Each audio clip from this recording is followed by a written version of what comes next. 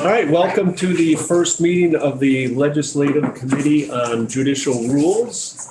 Our first order of business is to elect a chair and a vice chair. Are there any nominations for chair? I'd like to nominate Allison Clark, Senator Allison Clark. Senator, do I need a second for this one, Eric? Usually. And is there a second? Second. Yes. All right, all those in favor of Senator Clarkson being the chair, raise your hand. And opposed? Nobody's opposed? Over to you, Chair. Thank you. Thank you. Welcome, everybody. It's great to have you. And I would just like to begin by introducing ourselves because we don't all know each other. Can we nominate a vice chair first? Yes. Oh, I'd like to nominate a vice chair. I would nominate Barbara. I'll nominate Representative Richardson. And I'd love to second it. All those in favor? Aye. Raising our hand. Welcome. Good teamwork. All right. Former formates. I know. This is really united again. Great.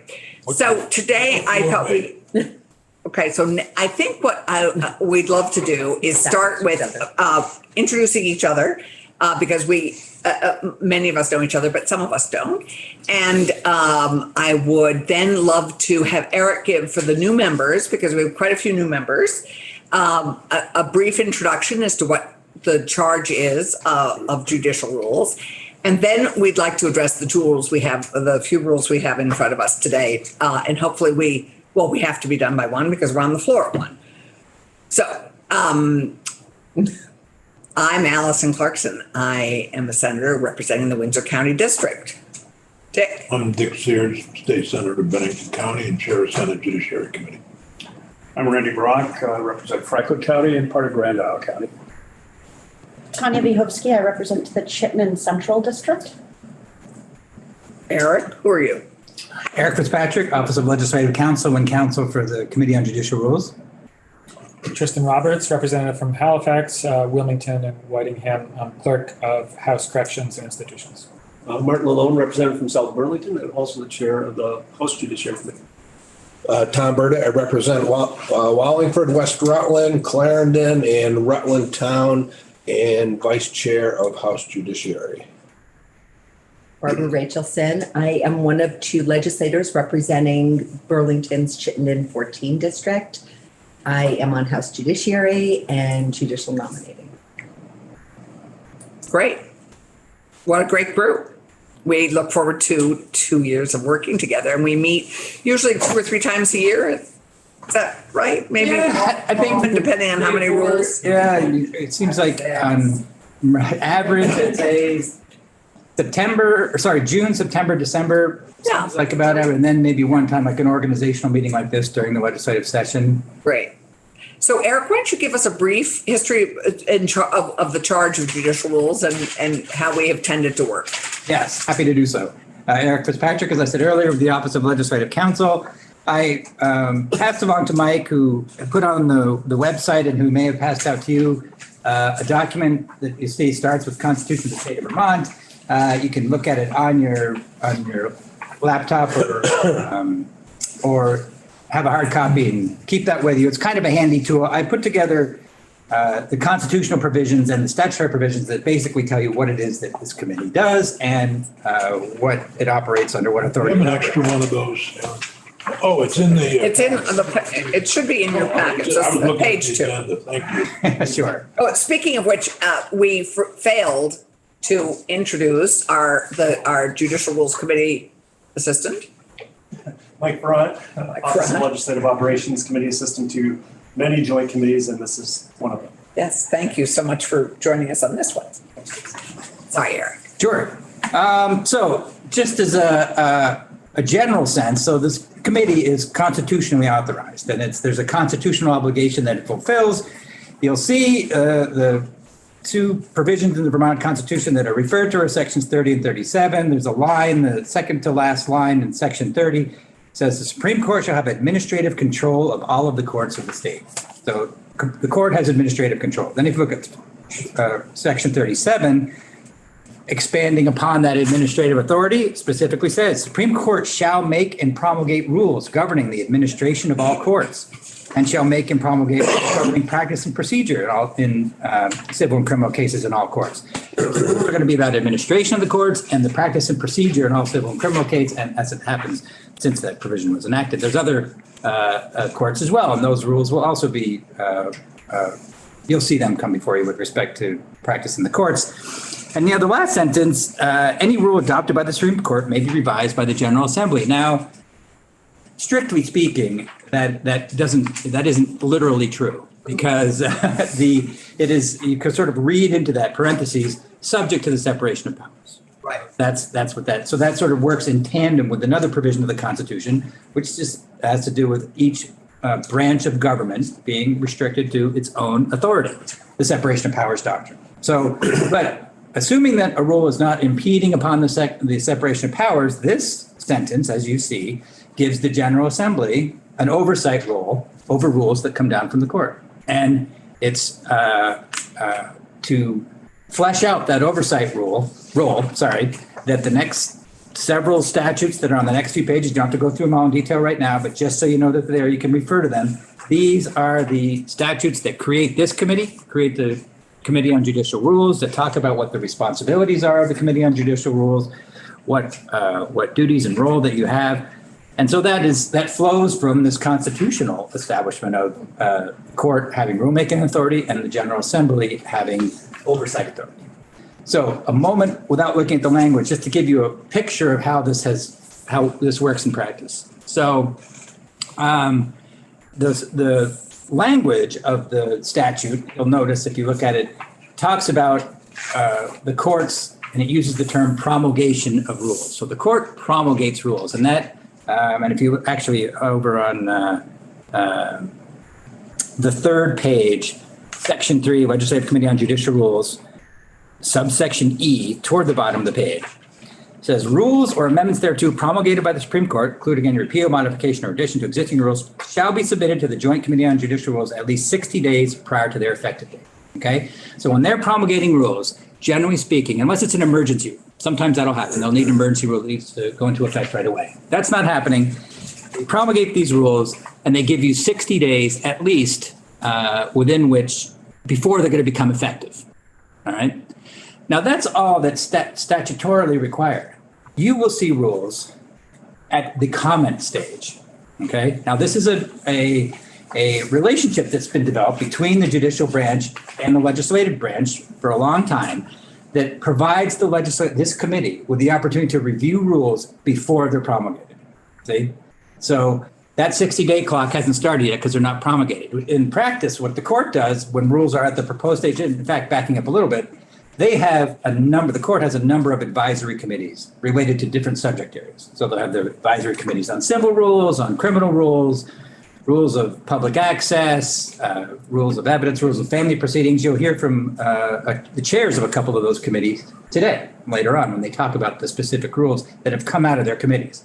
So those committees, with their members and with intake from the Bar Association and other interested parties, come up with these rules. And they develop proposals, and they then submit them to the bar for comment and to any other interested parties who might have comment on these rules. So they're going to get comments from stakeholders and interested parties during the process of as these rules are being worked on. It's at that time, although they're not statutorily required to, the court also provides those rules to this committee. And they come to Mike and myself, and we send them out to the chair so that you'll have them.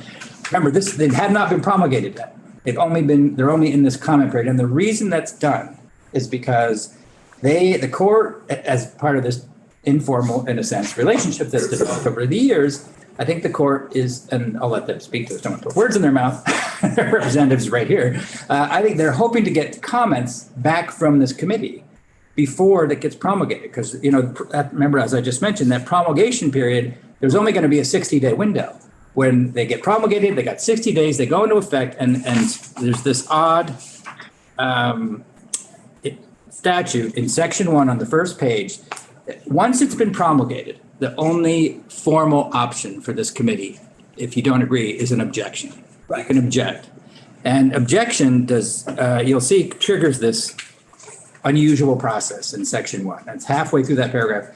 The objection is made by the Joint Committee on Judicial Rules. The initially prescribed rules and questions shall not take effect until they have been reported to the General Assembly by the Chief Justice at a regular, adjourned, or special session thereof, or until 45 days after that session. So in the 20 plus years I've worked with this committee, I've never seen that happen. I've never heard of that. That was my next. And there's even a question, is that really constitutional? It's a little odd.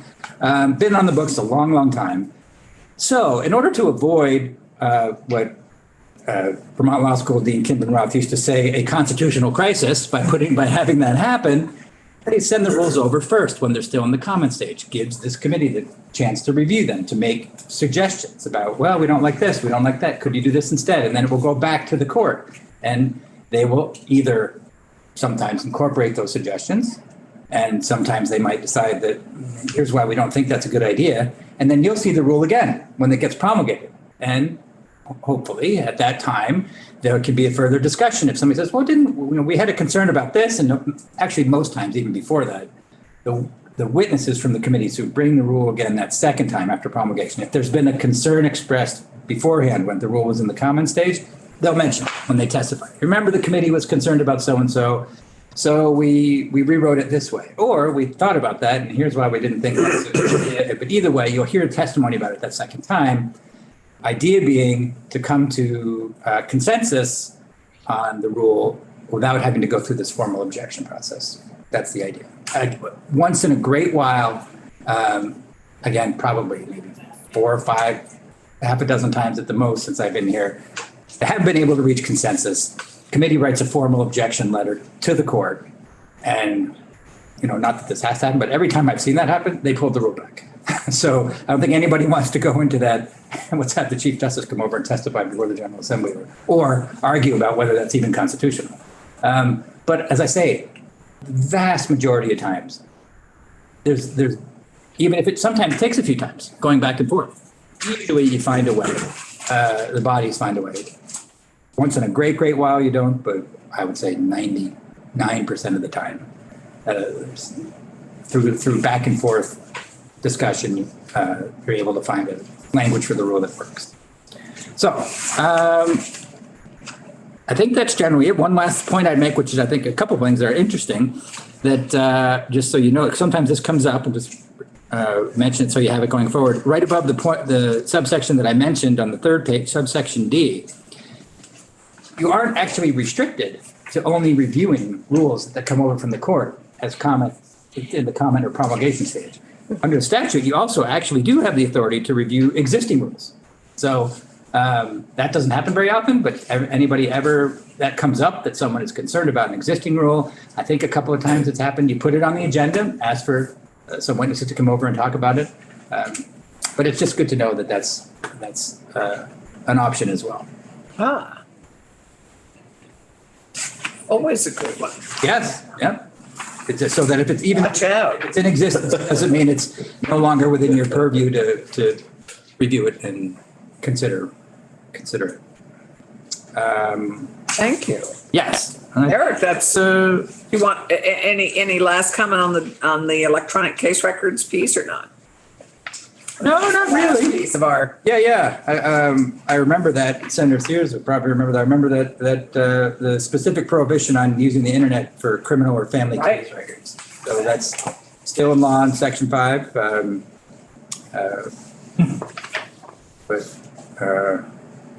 Yeah, I think that's the big picture. I'm not open to any questions, anything I didn't cover. Anyone can think of something that they wonder about as far as the committee's role or the big picture, but I think that's everything I wanted to mention. I think if we have questions, I have no idea what time it is. 12:20. Okay. I think given our time frame, Martin, how do you function without being able to see a clock? We've been working on getting David Sheets to get us a new clock. I still look up there. It's only been 2 I look weeks. up there all the time. I know, it used to be right here Yes. above my head. I couldn't see it then either when I said it. So I think Mike Ferrant has something to add. Just to add to Eric's comments, this committee does meet all year round, so it's not just during the session, it can be during the adjournment as well. And when he said that the court will send me the rules, I just forward them as is to all of you. So throughout the year, you'll just get these forwarded emails from me that contain the rules. And when we reach a certain amount of them, we'll do a doodle poll and then arrange a meeting like this, but maybe during an off session. So I just want to let everyone know. Is it usually at the State House? It's always at the State House. Well, it's in the pavilion, but yes. Generally, it's been at The the State compound. House. One very last thing, and I did mention this in the email as well, but maybe you saw this, but just to remind you, just because it's a helpful thing when you look at these rules, a lot of times, and this is a short one, they can be pretty lengthy with a lot of struck through language, a lot of underlined language, and you got 20 pages up in front of you. All right, now where do I start? I sometimes start by going to the very end, and at the very end, you'll see something called a reporter's note. Right, that's cool. And that gives a nice narrative. It's a nice narrative summary of what's going on in the rule. Gives you a nice little background. So sometimes you can get lost in the weeds of the language itself. So oftentimes I'll look at that first, and I thought, now I know what to look for when I'm reading the rule itself. And also in the agenda, it's sort of on levels of generality. The agenda itself, you'll see I try to put at least a line about what the rule is about too. So you can start. There's your first line, your first sort of description of what the topic is. You then go to the reporter's note to get a little more detailed description. And then, feeling ambitious, read the rule itself. Always. But Right. we can also change rules in legislation. For example, Rule 3, we've done that already. Well, the House hasn't passed it yet, but we're looking at Rule 3 on the arrest in S36, I believe. S3, no, wait, right. Hospital violence. S36, right. We're actively. So working on it. that changes Rule 3 if you adopt, if that gets. Don't. We have a meeting next week to find out where everybody's at on all of our bills and hopefully. Yep. Yes, that's a good point, Senator Sears. Yeah, you can also change rules by statute. And in fact, Which we have done. right. And I should say, I should take out the word also. You can only change rules by statute. You can object to rules, but you can't, through this, like this committee can't amend a rule. You can object to them, and in which case they wouldn't go into effect. You can work back and forth with the court to try and have them propose the language that you want. But if the legislature wants to do something to a rule, has to act by statute. Right. And of course, still subject to the separation of powers that I mentioned earlier. So unless there are further questions, I would suggest, given our precious time, Yes. that we turn to the two rules in front. I think they're just two, right? I think it's a total of 3. Are there Two in the first group that two in the first? hear from the chair of the Civil Rules Committee on Alan Keyes, and then Right, and then we have Tom Carlson, both, and Alan is here now. He was under a very interesting surprise secret code name of XYNC or something. It's good to see you as yourself. And so I think, Good afternoon. good afternoon, Alan Keyes. Would you be kind enough to tee us up on the first proposed rule change? Sure, it's pronounced Kais to begin Keyes, with. I'm sorry, I knew that. No Right. problem. Yeah, Rule 9.2 relates to rental assistance. And to clarify, the program was closed to new applications as of October 1 last year. Yes. So, at the time, we put these rules into permanent form. We took them out of the emergency rule format. So we're going through the regular process of adopting them and now terminating them. The rules have a sunset of 2025 when the federal appropriation expires, but obviously the funds are being depleted sooner. Last fall, I asked the fellow's name is Tyler Moss, who's managing the program. Right. He expected to get through the pending applications by the end of the year. And when I touched base again in February, they had processed all applications that were pending as of October 1. So there are no more applications to process, no more applications are allowed. The funding is a little more of an open question. Apparently there are still funds left and of the federal funds that have been allocated.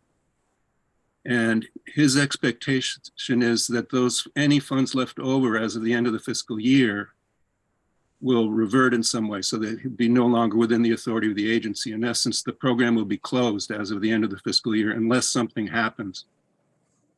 Back in February, what I thought, July 1 would be a good day to terminate the rule, because that's a good date to make changes in laws and rules and generally, but also it's the fiscal year. But there's still some possibility that the funds can be spent that he has left until June 30th.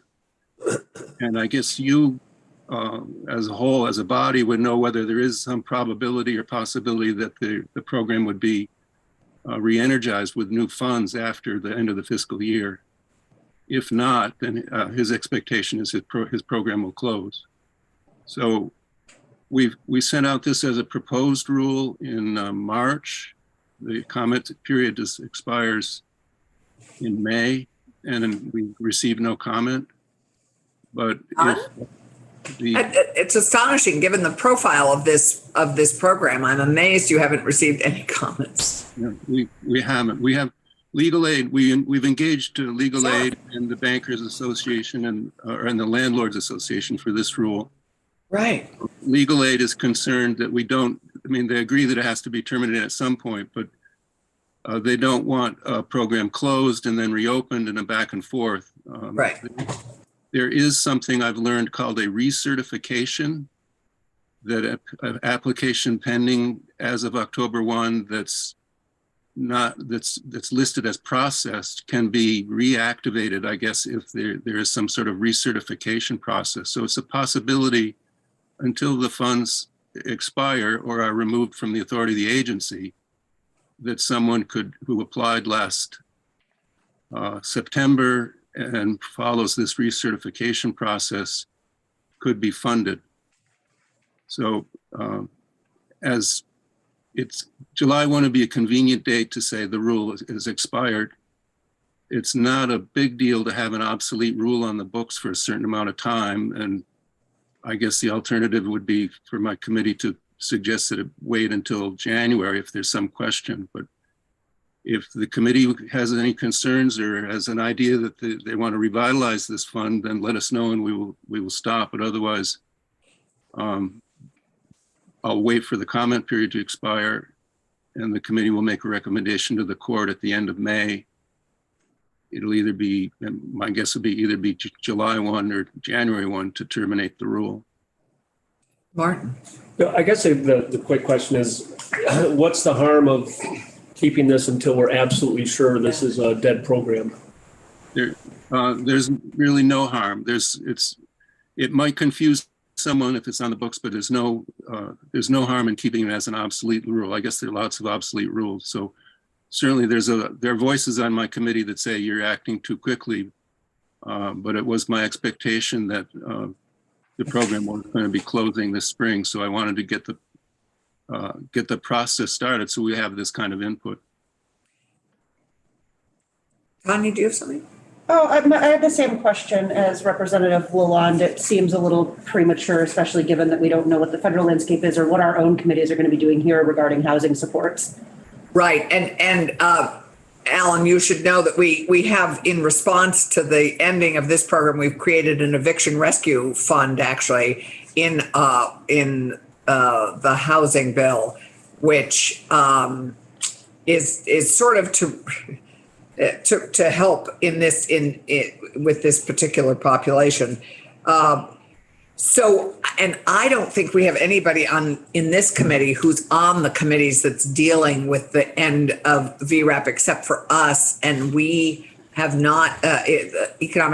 Senate Economic Development has not chosen to. This is not being extended as far as I know, because it's all ARPA money.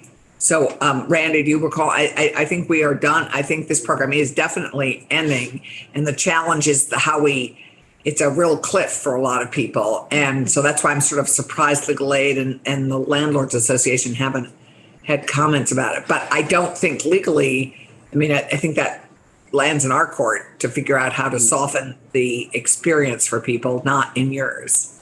But if you were willing, I think, do I hear other support for the notion of at least keeping it on the books till January 1st? Is general consensus, Dick, Randy? On that. Yeah, definitely. So I think the feedback from this committee is good, but let's wait and see how the legislative session plays out, what happens, and if you don't mind, let's No, there's do no till problem. January 1st. My guess, this is an emergency program tied to Yeah. COVID. We know there are lots of other proposals for keeping people in their homes, but they're not tied to COVID. And my guess is that if there are funds around, they're not going to be tied to a showing of COVID need, but a more general program. But I have no problem. I don't think my committee will, and I see there's no harm in waiting until January. Thanks. I think we'd appreciate any other comments on this. I mean, even the COVID part is unknown. We could have another bad outbreak, right? Right. Like, Right, but, and we have no idea what the Right. feds will do. But Right. at the moment, this particular program is scheduled in, and I don't know of anything at the moment that's extending it. I don't think we can afford to at this point. I understand. That's why I put it on the agenda action to get your. No, we appreciate that. Thank you very much. Okay, and so that takes care of our first rule, right? Okay, second rule? 9.3 is the mortgage component. Same thing, emergency funds related to COVID to forestall foreclosures of mortgage and repossession of mobile homes for residential mortgages. It was for all homes. And what we're proposing to delete in this rule is the notice provision. There's a lengthy provision that's all crossed out in the text that requires anyone filing a mortgage foreclosure or a mobile home repossession to send notice to the homeowner of the availability of these funds and what, sort of generalized what it is. We knew that they were going to close the program sometime in the spring or early summer. It's been confirmed just now this week. They've announced it's closed to new applications as of June 10. So it does not make sense to me, at least, to send notices to people you can go apply to this program where the applications are closed. It's misleading. Right. And so we have time. That was announced Monday. If you look at the website, it's a banner on their website, but you've got to get your applications in by 5 o'clock on June 10. So I guess I'll be recommending to my committee to ask that the notice provision, recommend the court terminate the notice provision as of June 11th. That makes some sense. And Any further thought? Oh, it worked with the rental program that they had a Right. pre-announcement. We were able to take the notice provision on October 1 when they had closed September 30, and that seemed to have worked. great. Thank you. We have no action? Thank you. Okay, Right? that's it. Alan Kais, thank you very much. And just remind us for new members, how many are on your committee? And it is your civil rules, right? It's an advisory committee on civil rules. There are, I think, 11 members, two judges, a court clerk, a designee from the Bar Association, and the rest practicing lawyers. Great. Thank you very much. We look forward to hearing from you in the future. Thank you so much, Alan. Nice seeing you, Alan. Yeah, Good to- bye. Thank you. Okay, we are going to pivot to Tom Carlson. Carson, can I just? Sorry, Eric. Just real quick, I meant to mention this at the beginning. This is a nice illustration, only 2 rules to start with. Those rules were at the comment stage. Remember, I Yes. mentioned at the beginning. Yeah. So it's a nice illustration of how this process works. You can take your comments, as Alan was just saying, sometimes they're putting it out there also to sort of see what the legislature thinks of this. Has this time for back and forth. This next rule is promulgated. So this one is in effect already. It isn't in effect yet. It has been promulgated, but it will be effective. I hope I have that date right. You didn't double check that by any chance? Yeah. It is right? Effective date June. Effective date to give you guys a little bit of time to look at it. The nice comedy between the branches. So, but we've missed, And Emily, did we talk about this during the comment period, this rule? I don't think this committee has had an opportunity to look at this one at all. So our actions actually, so this is promulgated, we're hearing it for the first time. It's proposed to become effective June 5th. Correct. So you could object formally. So we could object. On the other hand, we could listen to Thomas and we Exactly. could say thank you for your hard work. Right. And sometimes comments that are made even at the promulgation stage will get incorporated later on. You know, there are other ways that they can be addressed as well if there are still concerns. Thomas.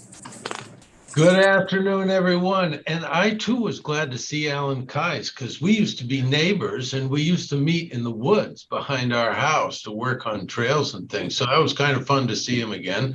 Haven't seen him for a while. It's good to see all of you folks. Thank you for inviting me to talk about the proposed Family Rule 4.3, which is a topic near and dear to my heart as a family court judge, but may seem a bit arcane to you folks. It is, in this particular instance, all about the interplay between pending and prior divorce, parentage, civil union cases in the family court, and relief from abuse cases that get filed in the same court. And how do we coordinate those two dockets? As you all know, the relief from abuse cases get filed on an emergency basis, and the court has to respond quickly to them. And the other kinds of cases wend their way in the normal course of things. So the question is, how do we coordinate those two? Rule 4.3 has provided for a long time two categories of cases as to how those two interrelate. And the amendments that we have proposed here do two things. First, they expand the coordination to involve not just divorce cases, as the existing rule provides, but all of the pending types of cases. So parentage cases between unmarried parents, dissolution of civil union, married parents who want to get a legal separation, but not a divorce. The existing rule was not clear that it covered all of those. These changes would make that clear. All right, so all of the references that you see to consolidation with cases under Rule 4 is meant to bring in all those other kinds of cases into the umbrella. I hope that made sense so far. Oh, that makes total sense. Okay. And then the second category. Are there any questions so far? No, I think we're right with you. All right, fantastic. So the second category of changes was as to where there is a pending Rule 4 case of one of those types, and a relief from abuse order is filed then. So let me back up a step. The existing rule talks about first where there's no pending case, and the first thing filed is the relief from abuse case. And then there's a Rule 4 case filed after the RFA. And the existing rule calls for those cases to be consolidated. And we're not talking about changing that rule. So if parents come into court and our first encounter is a relief from abuse case, and then there is a divorce case or a separation or a parentage case filed after that, they get consolidated. The emergency orders in the RFA case survive in the consolidated case. All right, so there's no harm to the relief from abuse process. So that's where the RFA comes first, and we're not changing anything there. The change is in the instance where there's a pending case and the RFA is filed afterwards. All right, so it's filed along the way. The first thing is filed as a divorce or a parentage or a separation, and the RFA case comes along later. And it used to be that in that instance, it was up to a motion from one of the parties or the court to bring the cases together. And now the rule will say, no, we're going to consolidate them automatically, just like for the ones where the RFA is filed first, with only one exception. And that's where there's a Rule 4 case out there that's been around for a long time, and the RFA isn't changing anything about that case. It wouldn't change an existing order in that old divorce case. It's a new issue. In that case, there's no need to consolidate them. We would just deal with the most latest filing, which is the RFA. Otherwise, though, if there was a pending divorce, separation, parentage, civil union, and there's an RFA filed after the fact, we'll merge those cases automatically. No one needs to file a motion. I think that makes yeah. That makes sense, because if you've been divorced for a long time or separated for a long time, and there is a new relief from abuse order with the same person, it doesn't strike me that we would want to revisit the divorce piece of it, but just keep going. I mean, that makes sense. At least that's in my modest understanding of this. That makes sense. Yeah. Okay. Is that sort of the case? Well, it is. You can imagine an example, for instance, where you have an old divorce case where there were no children, and the only issue was about property and spousal support, and then some years later there's a fight between the two of them, and there's a relief from abuse order, right. And there's no need to reopen all the right. I thought that's what I said. Okay, great. Any comments? I have a question. Yeah. So you're talking about, when you're talking about consolidation, you're talking about the files, whether they're electronic or paper, are in different places, and they are going to come together to be in one file. So when you're looking at a case that comes up, you're going to have all the other information at your fingertips. And it's not like, oh, are there other cases involving this family? Let me go and try to figure that out. And yes, exactly. Okay. Exactly right, which is especially important in the brave new world of Odyssey. Yes. Well, yeah. Well, right. And also continuity, right. I know, it's a trigger. It's a trigger to past discussions and ongoing frustrations. But it helps, it helps the people coming before you, because we had heard, like, in abusive litigation cases, sometimes judges don't know what other cases have. Exactly. And we would be dependent, once upon a time, we were dependent on a staff person to say, oh, Judge, there's a prior case involving these people, and there's a paper file back in the closet about that if you want to look at it. Right. Nowadays, in Odyssey, we would get, hopefully, because clerks are supposed to do this, it's a challenge, a related case note, so that when we open one of the cases, it says, hey, Judge, there's a related case. But that doesn't always happen. So this way, if they're consolidated, we'll see them both. I think the model is like electronic health records, which is great to have that here. Yeah, no, I think the more streamlining we can do, the better. Tanya, No, that makes sense to me, all of it. anybody have any, I think, good work. Yep, I'm good. Yeah. I'm gonna go to another meeting. Yes, and we have, so I think, I think that's rule number 3, right? We're done. Wow. Thank you for your work on this. Good work. I like, streamlining is good. And thank you, Terry, for our delicious sustenance for those of us who have not yet had lunch. Yes. Thank you to House Judiciary for hosting us. So Judge Carlson, please say hello to Griffin from his dad as well.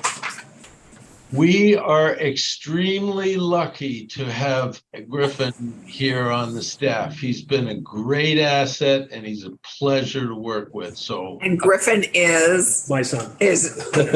let's just be transparent. Right. I picked that up from the context. All right. That's pretty great. Thank you so much, Tom.